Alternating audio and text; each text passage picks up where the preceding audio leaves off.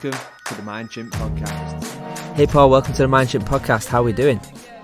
I am doing very well. Thank you very much for inviting me. I feel very honoured. No, not at all. It's a pleasure to have you here. So I guess before I jump into who Paul is and everything about you, Paul, I tend to ask my guests three questions. So, First question. When you was in school and the teacher would come up to you back in the day and she'd say, Paul, what is it you want to be when you grow up? What is it you would say to the teacher? Well, I certainly couldn't say web designer because the web didn't exist then. That's how old and decrepit I am. I think I wanted to be a graphic designer really since quite early on. I reckon I was about 11, something like that. And I was always really into art and that kind of thing. But I had the problem of I had a really good eye for composition, layout, all of those kinds of things, but I couldn't draw for toffee. So unfortunately, I had a really good art teacher who picked up that I had talent, even though I couldn't draw. And she suggested the idea of being a graphic designer. And the minute I found out what it involved, that was it. I was sold. So really, I'm doing what I've always wanted to do. Well, less so now, but things evolve, don't they? Anyway, sorry. Yes, graphic designer. Awesome. Okay. And what I need you to do for me, please, Paul, is I need you to pick four numbers from 1 to 100 for me, please. Okay. 27. Okay. 36. Yep. 42 and 91. Awesome. All will become clear in them. Okay. So don't ask me to remember what those numbers were. No, you don't need to. Do not worry. Okay. So I guess before we kind of get into this, I tend to ask my guests to try and summarize their logline or their summary as however they want to do it. And what would your logline be, Paul? Well, I'm going to cheat here and just read what it says on my website. Which is creating an outstanding user experience that is transformative for your business. I think that pretty much sums up what I do. Okay, awesome. So, Paul, I've kind of gone back and forth with you on LinkedIn. I follow your blog posts, your podcasts, etc. But maybe for some of my guests, because this is kind of more learning development, organizational design development, and there's so much overlay. But for my guests who maybe don't know who you are, maybe you could give us a bit of a whistle-stop tour from kind of where you've come from all the way up to where you are right now. Crikey, that could take the whole time. I'm that old and decrepit. So I started off as studying graphic design, and I was doing a degree in graphic design where I happened to stumble into, and I really did stumble into it, an internship with IBM. Working on their first ever multimedia computers. This dates me immediately. So their first computer they ever produced was a sound card and a CD-ROM. So I was working on all the graphics and the icons and the video around that. And we could do exciting things back then, like stream video from a CD-ROM at 160 pixels by 120 pixels. As long as there wasn't too much movement in the video, and as long as there was no red in the frame, because that would choke the bandwidth. Anyway, so that's how I started off. Then towards the end of that internship, this thing called the web came along, and none of the proper grown-up professional designers wanted to touch it with a barge pole because it was deadly dull. Grey background, centered text. That was about it. But we were getting asked to produce it. So what do? You give it to the intern, don't you? So that's how I got into the web. Stumbled into it that way. I went and finished my degree. I spent a few more years with IBM before I found out that really large corporate life didn't suit me particularly well. And I jumped ship and went and joined a .com company, where I went through the glorious experience of the .com roller coaster. So I went from hiring, dozens and dozens of people and expanding the team that I ran endlessly, to being told I was going to be a millionaire by New York stockbrokers when we went to Wall Street, and and did the whole kind of NASDAQ flotation. And then to the poverty that comes at the end of that journey. I'm not a millionaire, unfortunately. And then from there, I went and set up an agency, which a user experience agency or a digital design agency, which I ran for 13 years. And now I'm an independent consultant. So the kind of work that I basically do is around, it's around digital transformation, but from the angle of user experience design. So essentially, what I find myself now doing is going, look, in the world we live in today, for an organization to be successful, it needs to be customer centric. Users have got unprecedented choice. They've got more power than they've ever had before, not just to pick whichever product that they want, but also to complain about a product that they don't like. So the result is that we need to be much more user centric as organizations, and we need to make better use of digital to enable us to do that.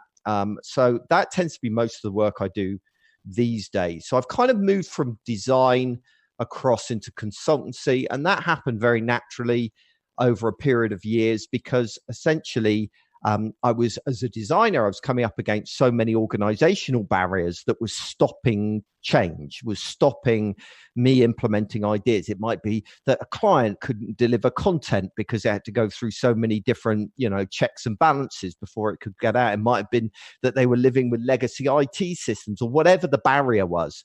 And I ended up slowly interfering in with more and more of those barriers until eventually I find myself, looking at organizational change. So, I mean, what an absolute journey that must be. So, I guess this is kind of the reason why I wanted you on the podcast, because, you bring in so much which kind of overlaps with the learning and organizational development and design, which I kind of fall within.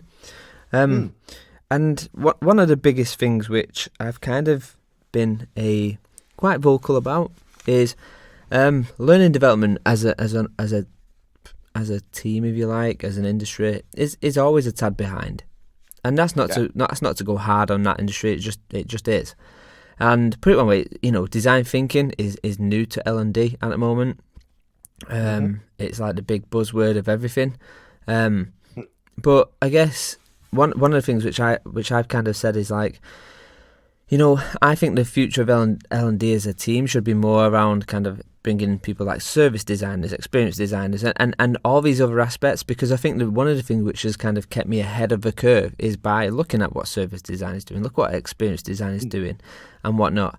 And I guess that's kind of why I've brought you into that. So I guess what I thought I would do is, before we jump into kind of, some knee-deep questions, I thought I'd just throw a few words at you, and if you just tell me what comes to mind straight away with these buzzwords, if that works. Okay. I think the one thing I'd like to say on what you just said is that I think that goes both ways, because I think there's a lot that those that are involved in digital transformation, those that are involved in user experience design can learn from the learning and development sector, because from our point of view, one of the biggest challenges we face is, okay, we've got this digital knowledge, we've got this digital experience, we've got this understanding of users, yet others within the organization we work with don't have that knowledge. How do we communicate that knowledge to them? How do we bring them on this journey as well? So I do think it's very much a two-way street. But anyway, yes, back to your random words. Let's do those. No, we'll definitely pick up on that for sure. So I guess... So yeah, I'll find these and you just come with whatever comes to mind. So first word is, it's two, digital transformation. Yeah, I've written a whole post on this. What is digital transformation? I think there's a lot of misunderstanding around this. So I think a lot of people think digital transformation is simply implementing or integrating new technologies into your organization, and that is not the case. If you look at almost any definition of digital transformation by anybody that works in the field, it's primarily about changes of customer behavior. So for example, if you think about how much our behavior has changed, most of us now, when we wake up in the morning, we pick up our mobile phones, and those mobile phones have the entire the entirety of human knowledge in our pockets, right? So that's changed how we buy, how we research things, how we behave on a day-to-day basis. So digital transformation is essentially about businesses adapting to changing consumer behavior caused by digital. Now, some of the ways that it adapts is by using technology and digital tools, but it's primarily a response to consumer behavior. But anyway, yes, that's my definition of digital transformation. Okay. The next one is service design.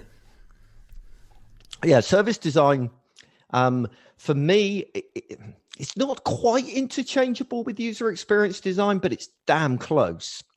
So it's two sides of the same coin, right? So where user experience design says, okay, this is the user experience that we want to create. What needs to change about everything in order to be able to deliver that? Everything from the touch points, the points of interface, to the back end systems, right? So it works from the user back. Service design is the flip side of that. It says we're going to improve and optimize our back end services, and that will improve the touch points that the customer has and therefore the customer experience. So one starts with the user, the other starts with the business. Both are completely valid. I tend to favor starting with the user, but that's only because that's the background I've come from, So, and that's the interesting thing about all of this kind of organizational change, is that there's so many very smart people coming at it from different angles, whether they're coming at it from the HR angle, whether they're coming from change management angle, whether they're coming at it from the user experience angle. We've all got something to offer. So I don't tend to get too hung up on buzzwords. Okay, and I've got two more. So the next one is experience design. Right. Well, I mean, that's essentially what I was just referring to. Yeah. So it's saying, okay, you can do it in one of two ways. You can either start with, okay, what's the experience we have today? What are the weaknesses in that experience, that customer's journey? And how can we improve that? And what needs to be done to improve that? Or alternatively, you can say, okay, what would the ideal customer experience be like, and what is the business we need to design to support that? There is a common misunderstanding that user experience design and user interface design are the same thing, and they're absolutely not. User experience design stops at user interface design. So even I do it. User interface design stops at the edge of the screen, right? It's is interested in those points of interaction through a digital interface. User experience design is everything that impacts the user experience. And that's why it intersects quite heavily with service design, because I care just as much, for example, as a user experience designer, about how a customer is invoiced, right? Because that's a part of the experience. So then I start caring about the finance department. There's almost no part of an organization that I don't care about. Okay, this is great. And the last one is IDEO, the company. Yeah, IDEO, they've been a huge influencing factor in a lot of the thinking that comes around it. I tell you what they're really good at. They're very good at taking stuff that designers in a range of different companies, and I use designers in the broadest sense. I'm not talking about people that color stuff in. They take things that designers are doing across the industry, and they kind of package it up and turn it into a methodology and stick a label on it. And I don't mean that in a derogatory way. I mean that in a highly complimentary way, because they're very good at enabling people to wrap their heads around a concept and present it in a language that the business world can understand. And yeah, so I've got a lot of time for them in that sense. Okay, cool. I'm glad we got into that quite quick, because it's going to kind of influence a few other questions later on down the line. Sure. But I guess before, I mean, let's get a little bit into about Paul and I think a lot of times when I've built teams in the past, we always do this thing where we say, okay, people, you've got to come to an interview and you've got to show your best self, all the things that you've achieved and whatnot. And actually, I think there's more value to ask people actually what's the failures. So if I was to say to you, Paul, what would your failure resume or failure CV look like? What moment jumps out?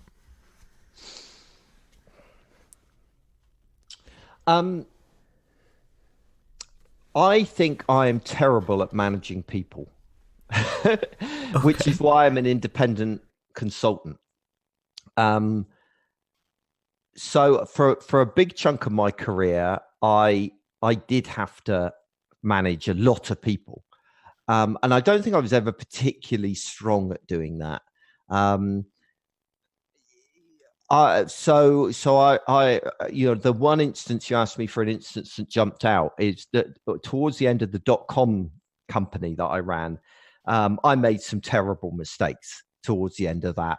I was quite young, to be fair, but I mismanaged that quite heavily, and it was a very difficult time because we were having to fire a lot of people and that kind of stuff. But I don't think I handled that particularly well. So that would be a big thing. So I'm not particularly good at managing people on a day-to-day basis. I'm also not very good with, I'm not a details person, right? I'm a big picture person, which again can be quite frustrating if you're somebody that works directly for me. So I'm great at getting people excited. I'm great at motivating people. I'm great at outlining a vision.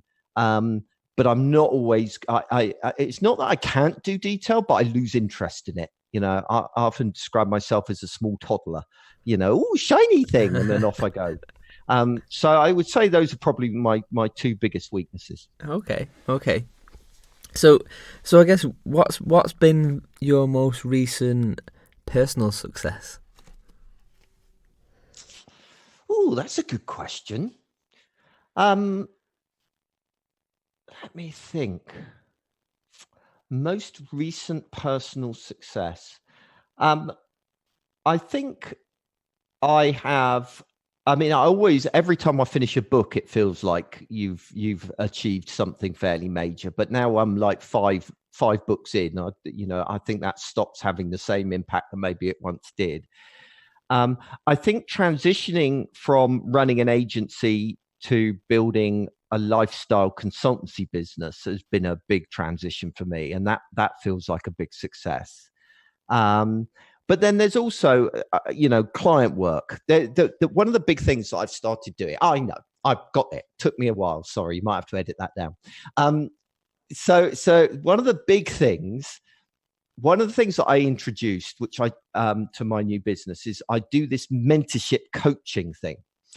Because one of the things that really frustrates me about consultants, right, is you get a consultant, they come in, they ask a lot of questions, poke around a lot, and then they write a report, and then they bog off, right? And you're left kind of going, right, okay, now we've got to implement this. And that frustrated the hell out of me, because that's effectively what I'm often asked to do. So I introduced this kind of mentorship scheme where I'm working over a period of months with an organization, where I become like an external member of staff, where people can ring me up, they can pick my brains, we can have ad hoc meetings, I review documents, just like another member of staff, basically.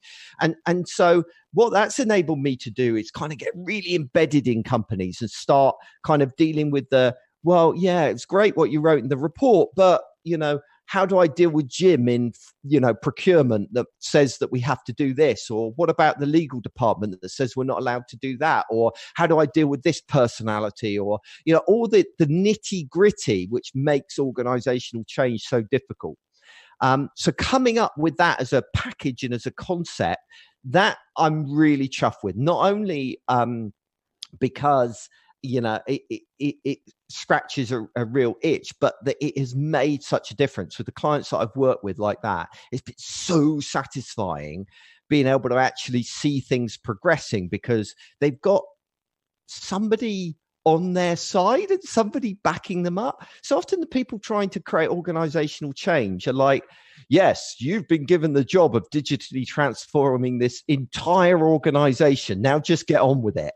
And these poor people are like left floundering of, well, how the hell do you do that? So having a sounding board, having somebody to hold your hand through it, to commiserate with you, to cry with you, to get frustrated with you, I feel like it provides real value. Do you know what I mean? Rather than just another report.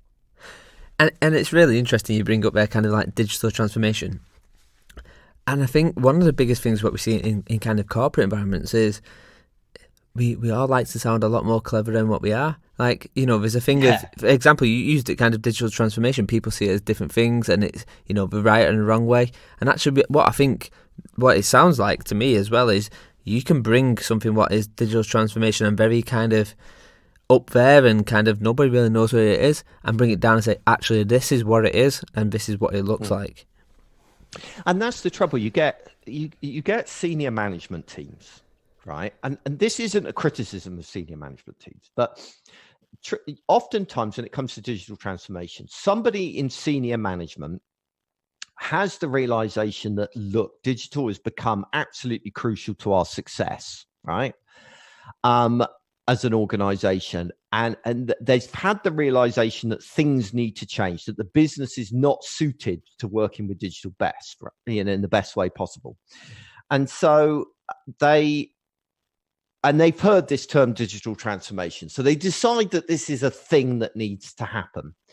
And they therefore ask, you know, somebody to run with this. But the big problem is they don't know what needs to be done, right?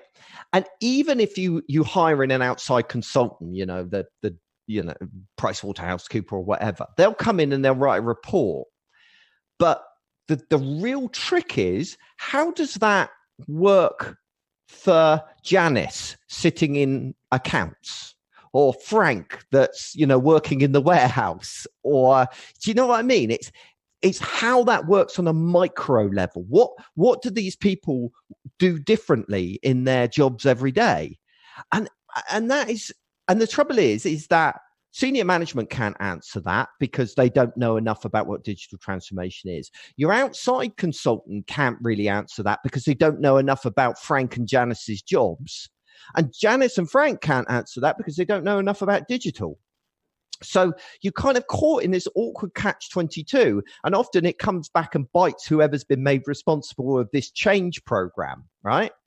Setting aside the fact that everybody's sick of initiatives. Oh, it's another initiative in our company, I'll just quietly ignore that. So actually there is a huge learning and development piece. There's a huge thing of saying to Janice and Frank and those kinds of people, look, this is what digital is capable of. This is how consumers have changed. This is the kind of things that go wrong in an organization. Let's work together to work out what that then means for your job. So a big part of digital transformation is around the learning and development factors and an internal comms campaign, effectively, of winning hearts and minds that, yes, this is something we need to do. Yes, this you do need to change, because people hate changing. Why can't I just do what I've done for the last 30 years in my job? I've always sent a press release, and now you're telling me I have to do blogger engagement. I mean, what the hell's that? You know? Yeah, and it's spot on. You kind of brought it up, and as well, talking about this comms and this marketing and this L&D, and this is kind of something what I've been talking about, kind of the L&D team as a whole. I'm not 100% sure an L&D team is needed anymore, and it might sound a little bit out there, but I think if you can get teams like marketing, comms, and your product design team and whatever else working really tightly with each other, add in Google. And you might need someone from a coaching background or a mentoring background kind of thing, but realistically, I think they could probably come up with something just as good as L&D, because the example I use is like when you look at, say, product design and we get user insight and actually let's just use it on the design thinking. We go for empathize first and foremost. Walking in a user's shoes, blah, blah, blah, blah, and using things as such as kind of, a fly on the wall and watching how they do the day-to-day job and whatever else. this is still really underutilized in LD. In fact, I'd say I've probably only seen it happen twice. But, you know, if you look at someone, say, from, you know, I use service design or a product design or whatever, this is their bread and butter, right? This is this is the day-to-day for them. Yes, it is. And I agree with you to some degree, but I'm constantly and utterly amazed how blinkered people like user experience designers or marketers and people like that can be about their own colleagues, right? So take your average user experience designer, right? They'll do tons of research into their users, what motivates them. You know, this is end users, customers, you know, understanding how to reach them and communicate with them clearly and all of the rest of it. And then in the next breath, they bitch and moan about their colleagues and how they're being held back by their colleagues from doing whatever needs to be done. It does not even occur to them to take the principles that they apply to end users all the time and apply it to their colleagues, to seek to understand their colleagues, what their colleagues are trying to achieve, what their motivations are, how you can help them. So although in principle, I agree with what you're saying, I think it would take quite a mindset amongst these other parts to say, look at your own organization, right? Look at them and apply the principles that you've applied outside the organization internally within it. So I think either way, there's some change required. Either you've got a learning and development people that need to learn a new set of skills around internal comms, around user research, around design thinking, those kinds of stuff. Or alternatively, you're going to have to teach people to, you know, treat your internal audience as just as important as your external one. So either way, we can't avoid work. Yeah, that's a good point. That's a good point. I think it is that. I think it's more about remixing the L&D function more than completely ripping it out. I think, you know, it's introducing new skill sets and new ways of thinking into that. And sorry, I cut across you, but that's you know, a lot of digital transformation ultimately comes down to creating cross-functional teams and breaking down the kind of departmental silos that exist within organizations that really is very left over from the Industrial Revolution and that kind of conveyor belt where the customer is passed from department to department. So, you know, modern business practices need to be cross-collaborative working practices, and that applies as much to learning and development as it does to, you know, any other part of an organization. I just think, you know, it's interesting. You know, I could be sat in a corporate environment and across 3 seats across me could be the head of, I don't know, marketing or whatever. And I think, you know, they'll be doing things like segmentation. The opposite side of the room, someone might be doing A/B testing. But we never go, that could work really, really well for what I'm working on right now. And it's interesting because I'm literally a conversation away. But yeah, you'd think in a lot of organizations that, you know, there's walls and walls of barriers you've got to knock down. And actually, it's just literally is that conversation. What is A/B testing and how can that work for me in this thing, what's happening over here? Yeah.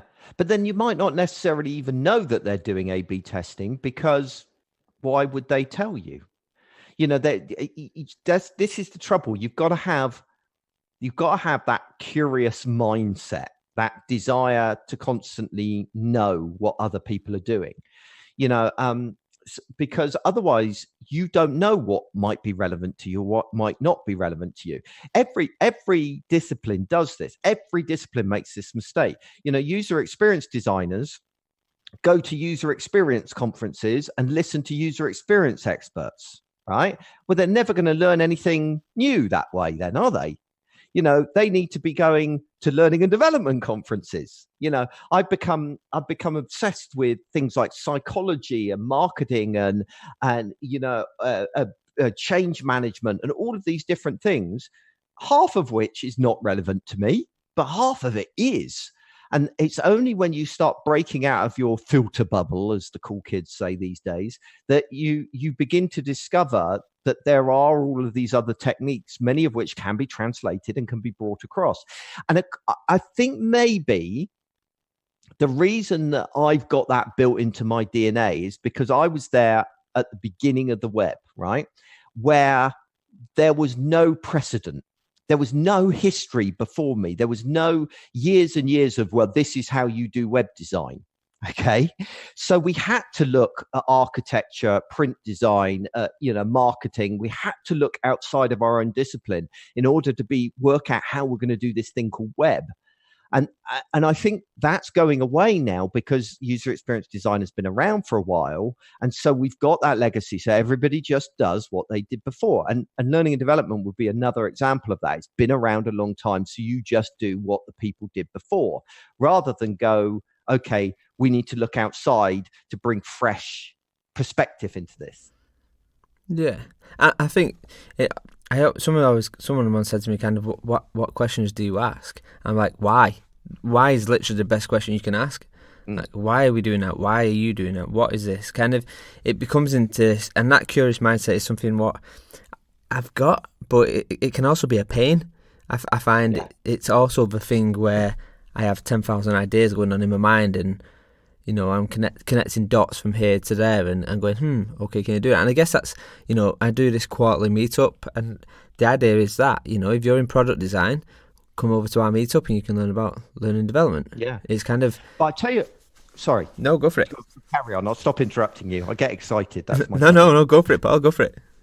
Well, what I was going to say is I think one of the big advantages that I have in that curiosity is that I've been given all the tools to find out what other people do, right?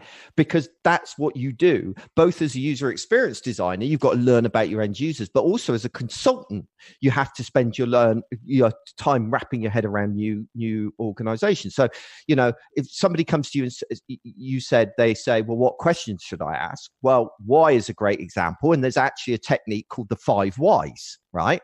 Where you ask why, but then when they answer you, you ask why again. And you keep digging and digging and getting deeper and deeper into what their underlying motivations are. And that's a great way of discovering new stuff, right? But there are other techniques. There's techniques like in-field studies, where you actually, which originally was applied to obviously end customers, where you would go and you would see where the customer interacted with your product and service naturally. But there are, you can apply that to anything. So, for example, I've done in-field studies with in-house teams where I've gone and spent a day following a finance person around, right? And this isn't specific to user experience. The idea of work shadowing has been around for years, where you go and watch other people. There's a lot of companies where you join the company and the first thing you do is go and, sit with on customer service and actually answer customer questions when they ring up, because it's a great way of getting to know a business. So when's the last time you did that? When did you go and spend time with other colleagues?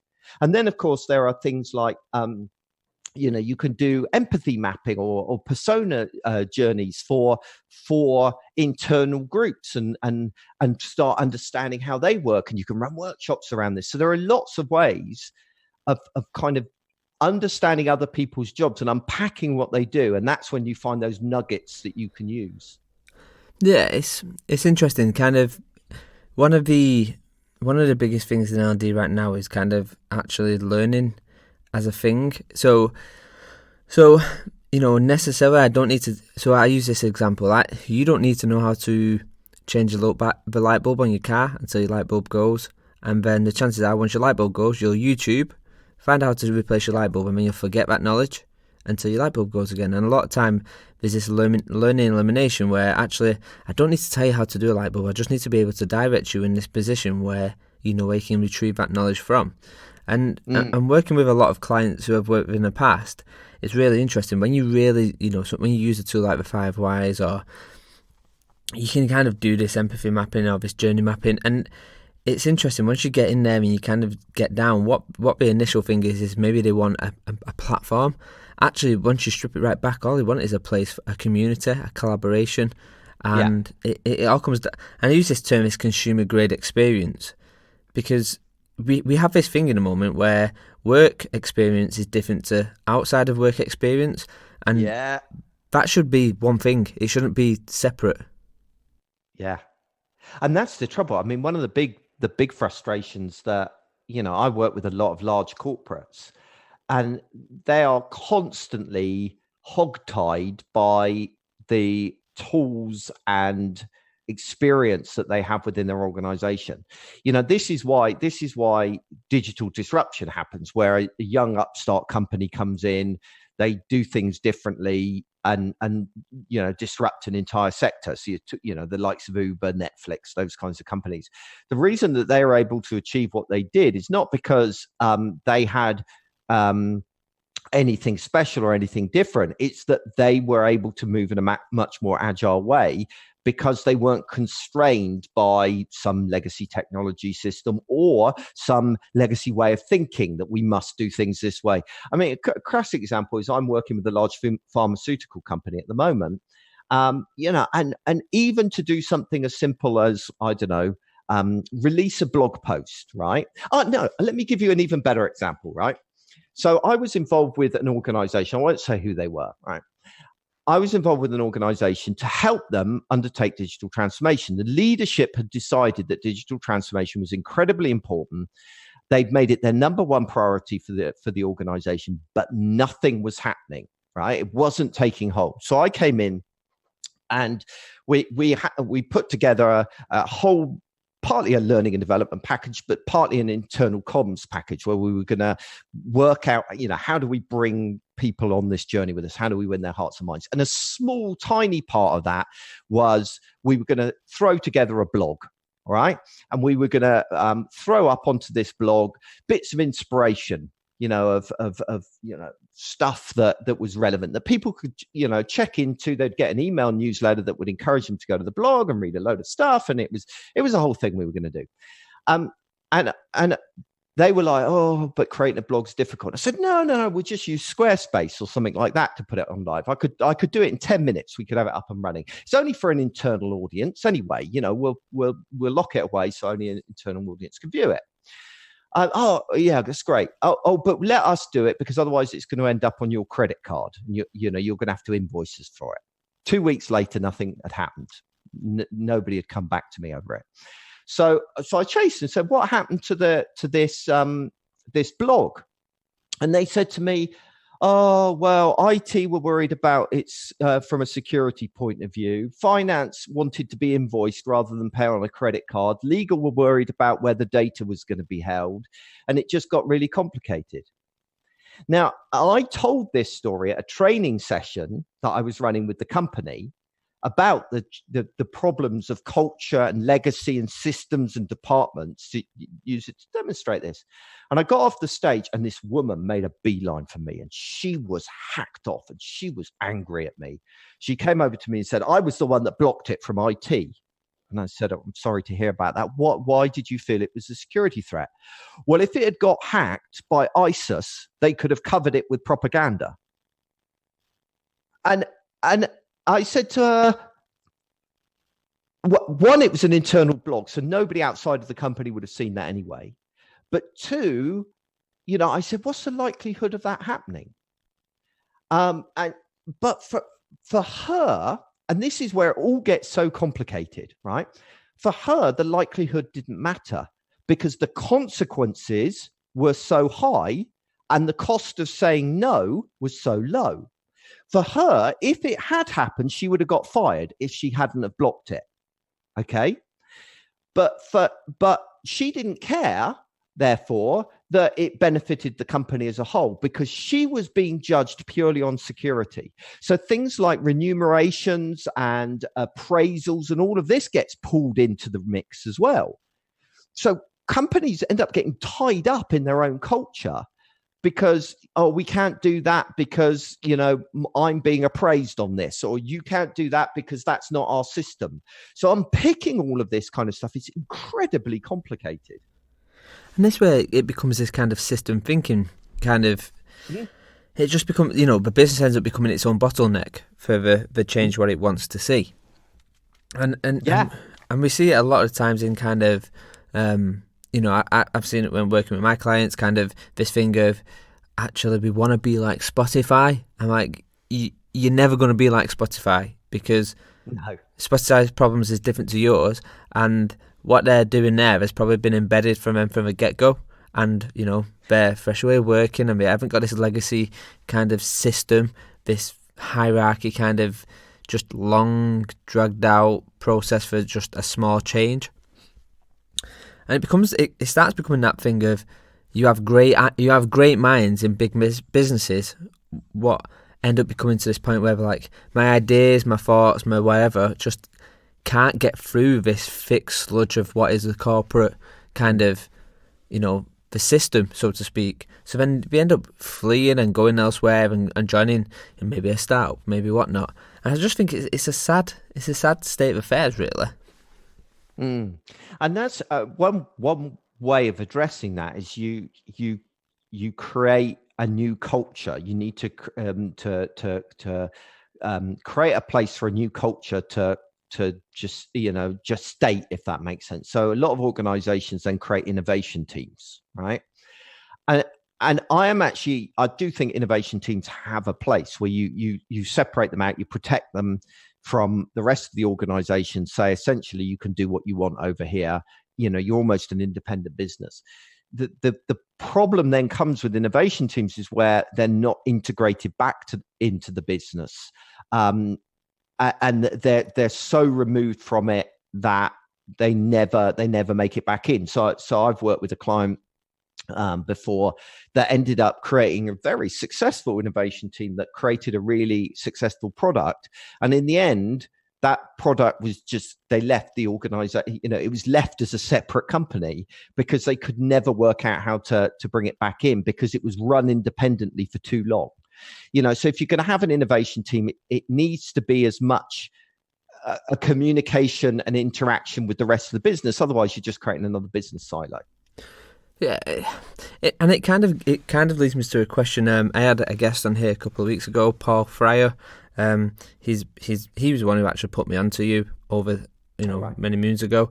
And he asked me to ask you a question actually, and he said, "What is your top tips to get internal buy-in for a project?"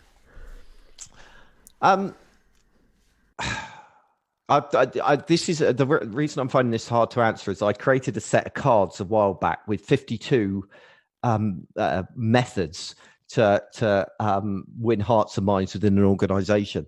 So I'm having trouble picking one. I think it's got to be, you've got to start with a proof of concept, right? Because things get very complicated very quickly, as we've already shown, right?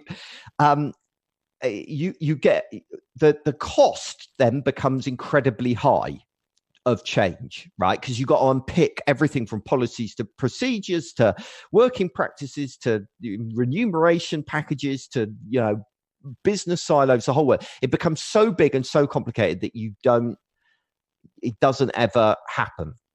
So you've got to start by creating a vision and a proof of concept that wins people over emotionally and intellectually. So I'll give you an example of this, right? There was a group within Disney that wanted to implement and improve the user experience in the parks, Disney parks, using technology. So they wanted to give every person that came into the park a band that they wore around their wrist with an RDF chip in. And this RDF chip was intended to do loads of things. It'll let you into your hotel room. It'll allow you to pay for things throughout the park, but it also had some magical qualities to it as well. So, for example, they would know where every person in the park was, right? And they would know via your mobile app that it was your daughter's birthday and that her favorite character in the park was Cinderella. And so Cinderella could get a notification in her ear saying it's your daughter's birthday. This is her name. This is where she is in the park. Go and wish her a happy birthday. Here's a picture of her, right?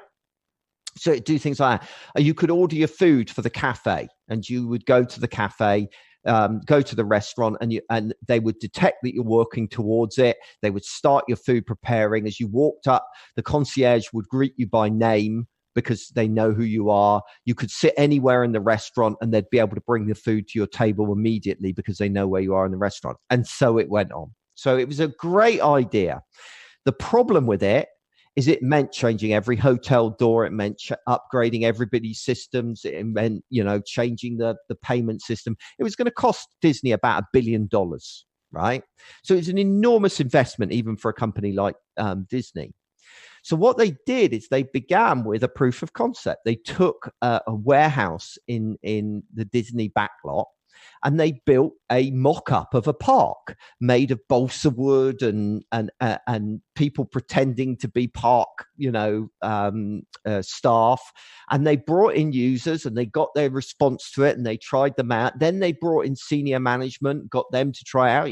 Take your paper wristbands you've got on that's supposed to be the thing, and walk up to your hotel door, press it against the door, and then someone behind the door goes beep and opens it to show you what the experience would be like.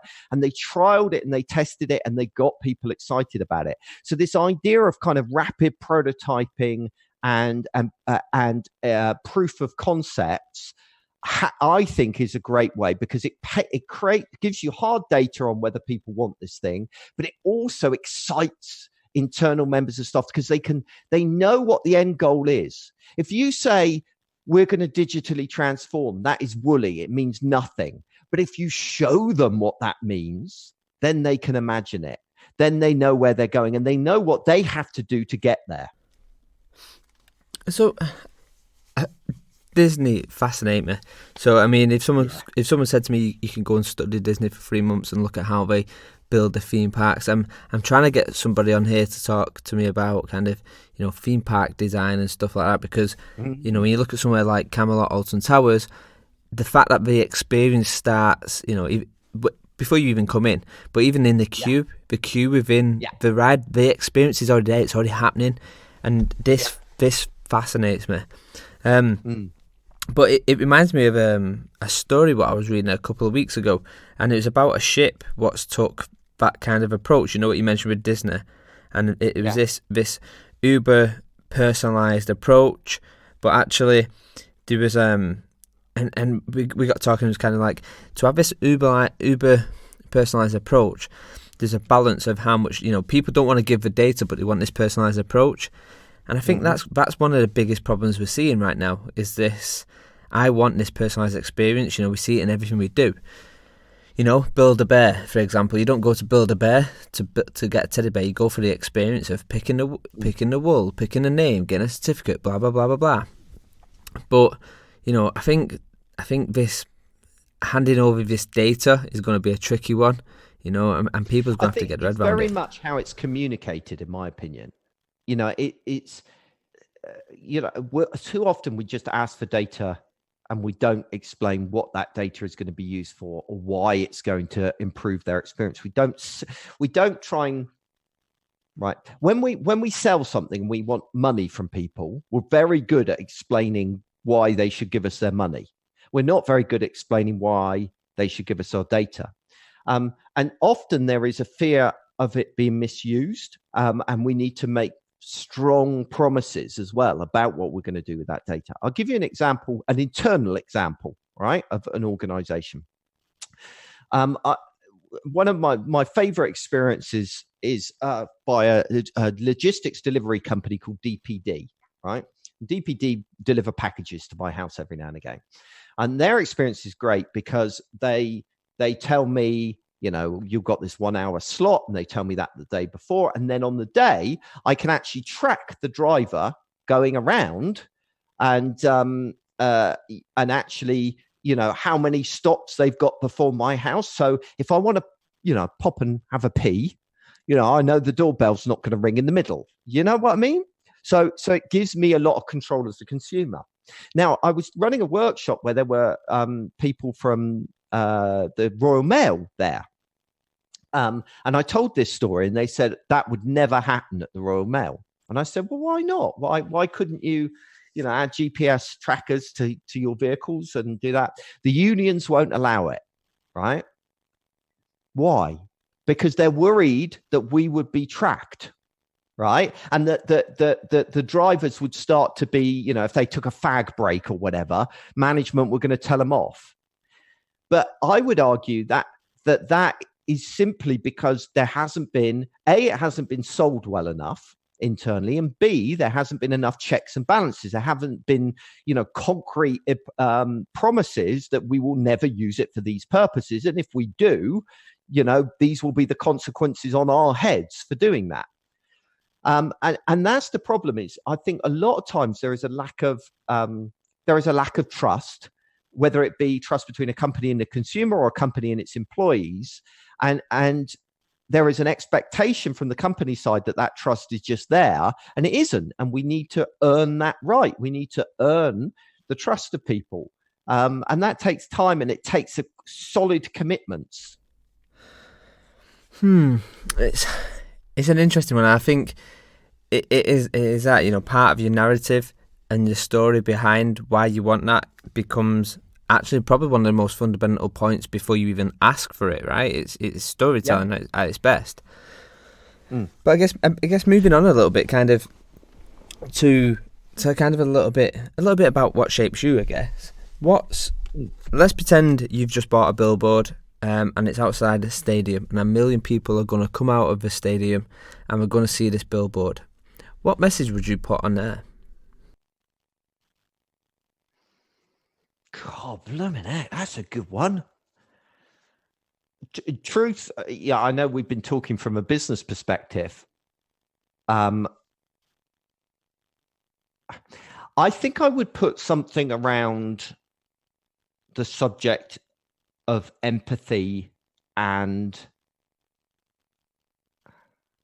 the ability to see the world from other people's perspective, because I feel that is what is almost globally lacking at this point, right? Everybody, whether you're talking about an individual company and the kind of conflicts in culture you get there, or whether you're talking about the kind of global politics that we're seeing, there's this polarization that anybody who disagrees with you is the enemy, right?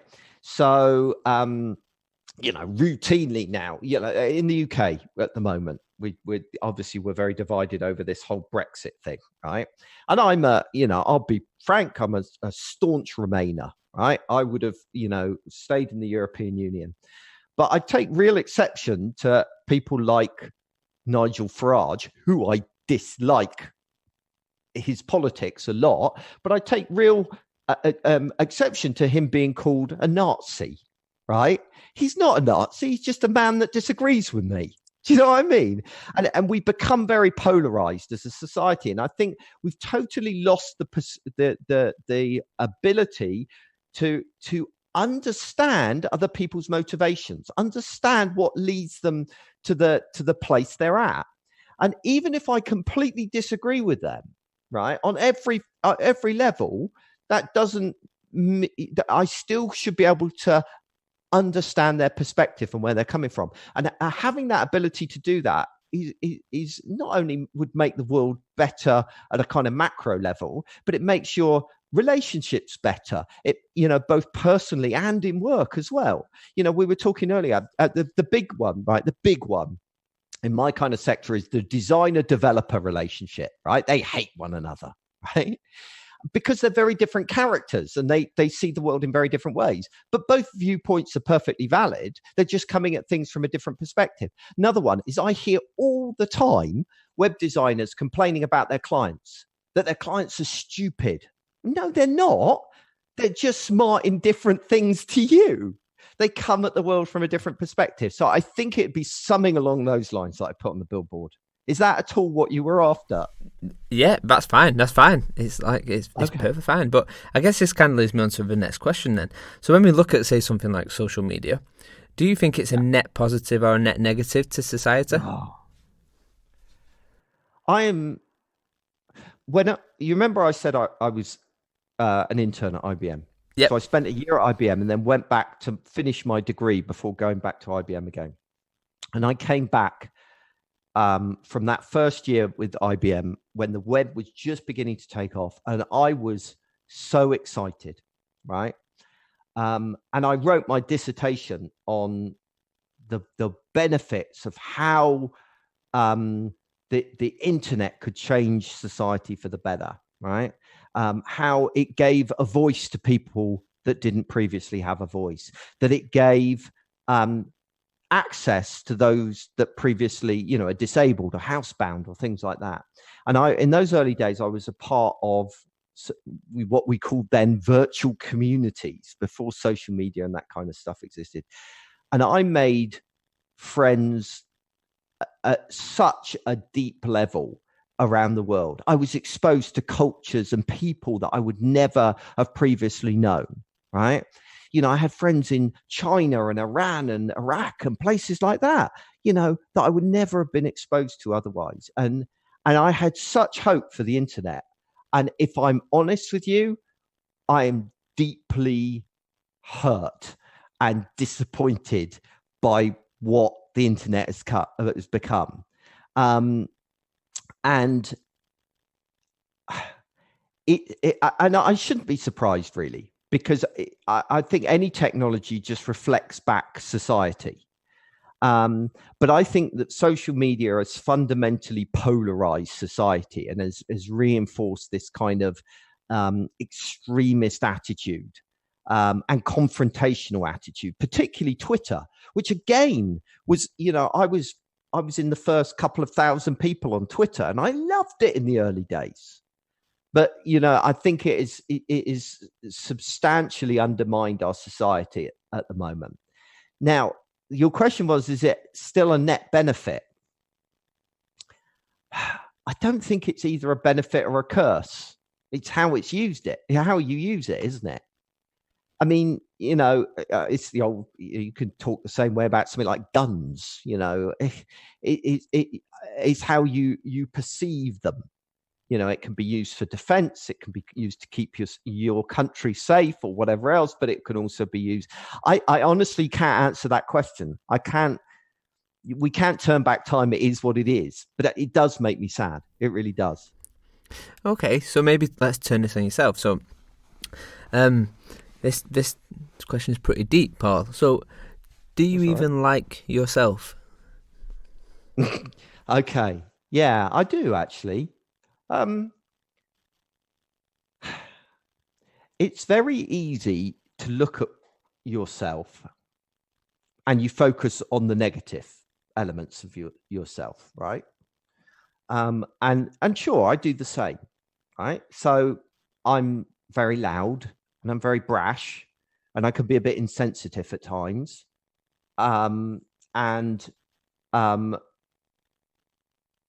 But you can look at those same characteristics and you've got to ask yourself, well, if I took those elements away from me, who would I be then?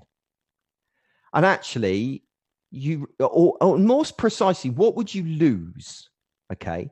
So if I wasn't brash and loud and slightly insensitive, well, I couldn't inspire people. I couldn't excite people like I do at the moment. I had a client say to me once, how can I say no to you, Paul? It'd be like kicking a puppy.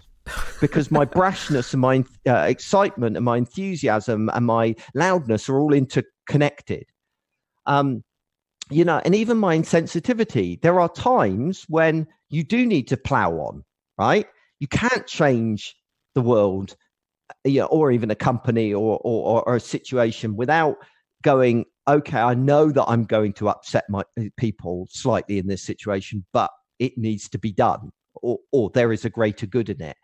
So I think it's very easy to focus on your negatives and just see them as negatives. But I think every negative has a positive side to it, and has some element. And I think what I like myself a lot more now than I did in the past, simply because I'm much more self-aware of my weaknesses.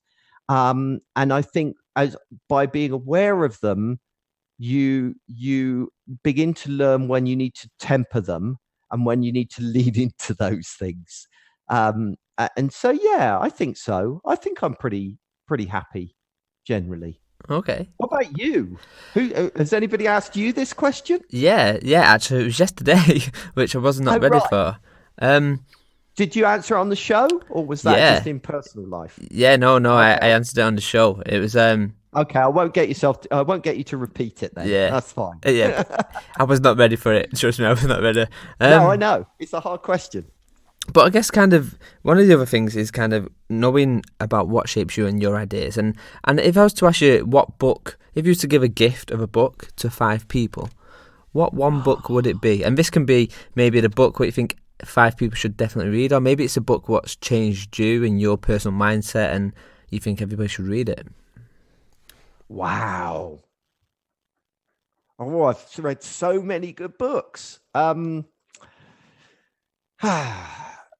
and different books have helped me in different ways.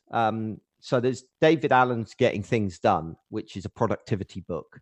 And that one of my big weaknesses is anxiety. I worry about everything. I worry when I don't feel in control. And David Allen's book called Getting Things Done enabled me to get that sense of control in my life and has been very beneficial.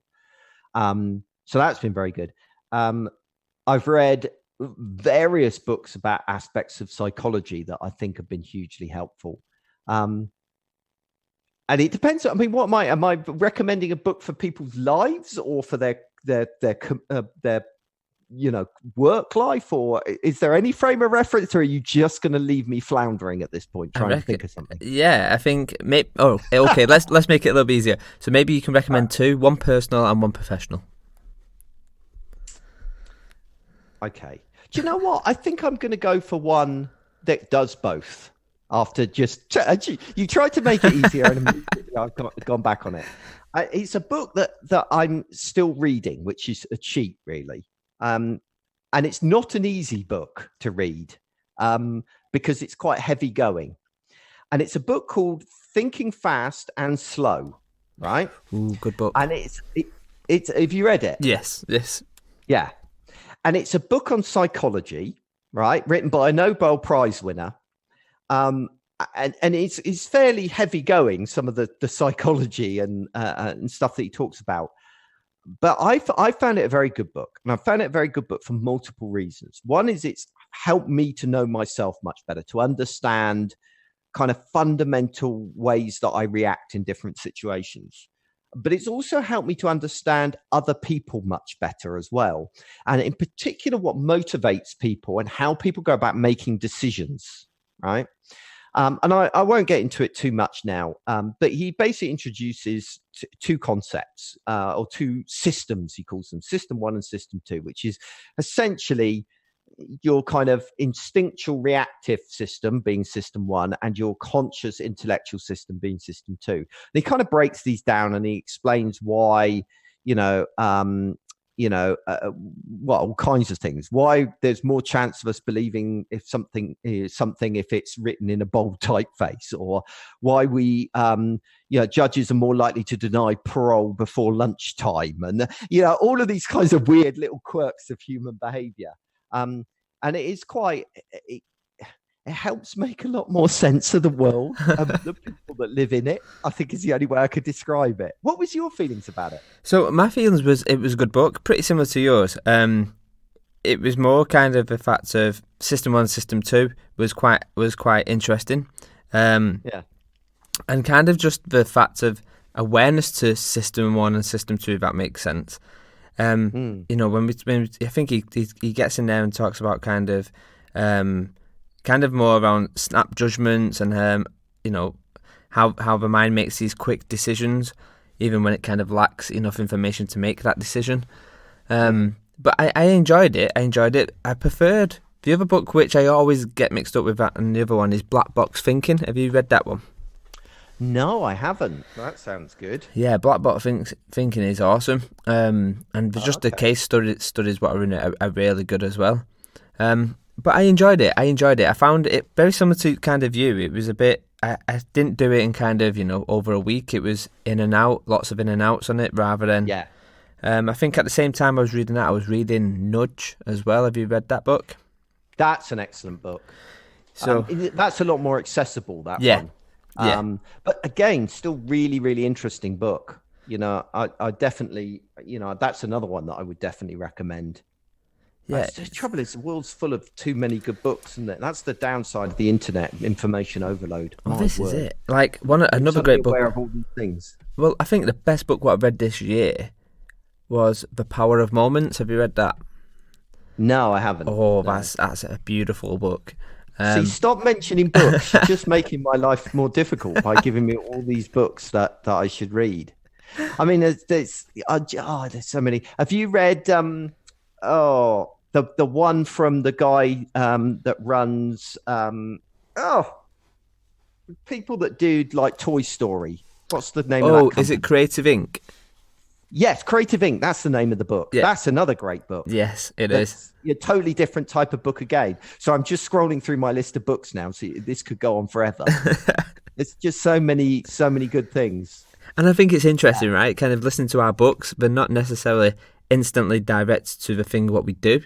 But this goes back to that thing what you're saying about this curiosity and looking at other industries and looking at how they do things and actually what is of value and what can connect to dot in what I'm doing and what probably isn't. I mean, I read another book. See, just going through some of the weird books I've got.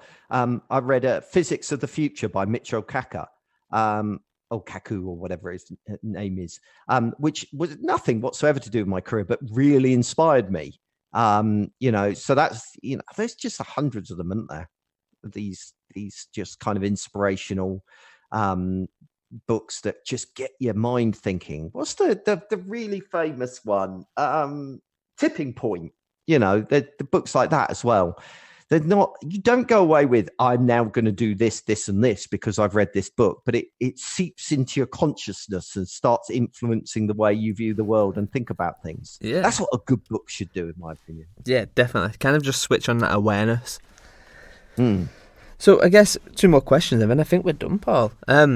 Cool. And this one's more of a deeper one. So I guess within my industry, there's because the whole question about do I like myself wasn't deep enough.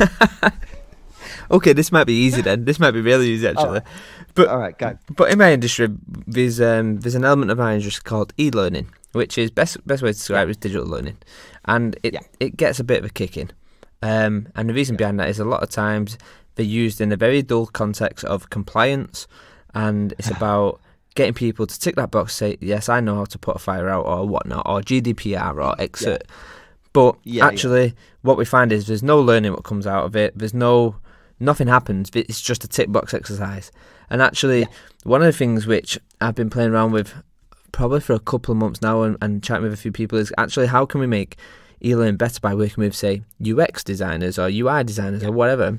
But what 5 tips would you give to someone who's doing e-learning and to make it much more engaging, knowing full well that the context is the person is either going to be in front of a mobile device or in front of a PC? Yeah. So, I mean, for a start, I've kind of got a bit of an objection to the term e-learning anyway, because it's like people who talk about digital transformation. It's transformation. It's business change. E-learning is learning. It's communicating information. And does it really matter? And actually, I'm a huge fan of digital channels for learning because I think they've got a lot of advantages, over other forms of learning. So I think it also depends on the type of information that you're communicating. You can't make compliance stuff interesting, right? Nobody, and it is going to be a tick boxing, box ticking exercise. You're never going to get people to engage with that kind of stuff, right? It's just not going to happen. But that said, I think there's a lot of potential for using digital channels for learning. For example, one of the things I always think is absolutely absurd, right, is that organizations will regularly they'll pay me to go in and run a training session at their organization, right? So I go into a room, I sit down with, I'm going into a company next week and they've got 90 people going to come and listen to me run a workshop, right? And when you've got 90 people in the room, there's only so much level of interaction you can get into. So it's not going to be like, real hands-on stuff, okay? And yet I said to them, well, why don't we create a series of self-learning videos where people could work through this at their own pace, in their own time, right? Rather than taking 90 people all having to get a date fixed in their calendar for me to do this. And then also you've got it there forever. So as new members of staff join, you'll still have that material. Could I get them to do that? They would much prefer me just to come in and sit in a room and talk with a group of people. So I actually think using video is a great thing, using audio like this, because suddenly all of that content becomes available, in environments where normally, it wouldn't be accessible to you because you're in the gym or you're doing your commute or whatever else. You can communicate all that information there as well. I think so use different mediums is one thing. Another thing I would talk about is write it like a human being, right? What is it? Whenever we talk about, we're talking about, as soon as we go professional and corporate, our whole language changes. We would never speak to someone like we do in the documentation we put out at work. Why is that? Why can't it be friendly? Why can't it be conversational? My rule of thumb is if you can't read it out loud to your mate in the pub with a straight face, then it's probably not right, right? Take, for example, policies, privacy policies, right? Every website's got to have a privacy policy. So I had to do a privacy policy for my website, right? And I looked at everybody else's privacy policies and I thought, oh my word, this is awful. So in the end, I wrote a plain English privacy policy, right? And it starts off, I haven't created this page to conform with some piece of legislation or cover my backside. I've written it so you know exactly what information I have on you and how I use it. That's, if you want to engage with people, that's how you write, okay? Another thing that I would say is if you're going to be using, so what are we up to? This is number 3. If we're going to be using digital channels, you need to recognize that people don't read anything on the internet, no matter how engaging it is. And, they scan it. So anything that you create, any documentation you create, avoid big blocks of text. If you actually want people to read it, avoid big blocks of text, right? Break it up with bullets and headings and pull out quotes and that kind of stuff, right? Just to make it more accessible and more readable. I think I'm going to stop with those 3. I think, if you just do that, that's a great starting point. I guess another thing that you would have to do is think about how you organize that information. A lot of this information ends up on an intranet, which is, as I describe it, where good content goes to die. Intranets are universally terrible, and that's almost always because it's really hard to find anything on an intranet because it's all buried in different departmental silos and you have to know where to look. If you're a new employee, you're stuffed on an intranet. And it's full of jargon and all of this kind of stuff. So you're doing some user testing, card sorting exercises, so you understand people's mental model and how they want to approach things and what their top tasks are, what the pieces of information people are going to look up most often. And then, so what's that? That's 4. Let's stop there. Okay. That'll do. 4. I think there's 4 good pieces of knowledge there for sure, Paul. So definitely thank you very much for that. So I guess kind of coming back full circle now, and at the start of the podcast, I asked you, what is it you wanted to be when you was older, and you mentioned a graphic designer. And as you know, Paul, we never stop developing, we never stop growing. So if I was to say to you, Paul, what do you want to be when you grow older? What would you say now? I have this desire.